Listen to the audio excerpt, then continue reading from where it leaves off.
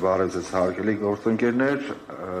այստեղ ներկայացված էր ընդհանուր առմամբ հայ ժողովրդի դերը հայրենական մեծ պատերազմին, ինչպես նաև մասնակցությունը մեր ունեցած ներդրումը,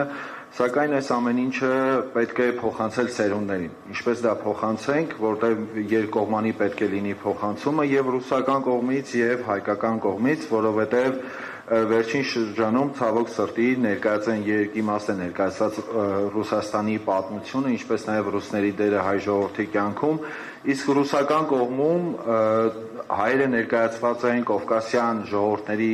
կովկասյան քաղաքականության համատեքստում, ինչպես նաև ներկայացված են որպես հավատարիմ հանրապետություն, ոչ ավել։ Իսկ հայ ժողովրդի ներդրումը հայրենական մեծ պատերազմին, հայ ժողովրդի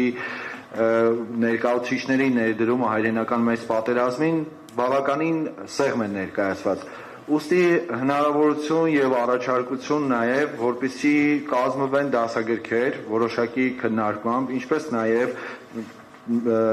մի շարք միջոցառումներ ներդրվեն, որտեղ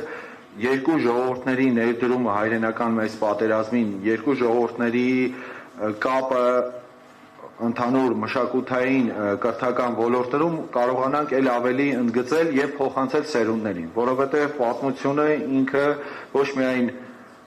առարկա է անցյալի մասին, այլ ապագայի ձևավորման գործիք է, որը հնարավորություն կտա ապագա սերունդներին ել ավելի լավը դարձնելու երկու ժողովուրդների հոգեվոր, մշակութային, ինչպես նաեւ դաշնակցային կապերը։ Շնորհակալություն, այսքանը։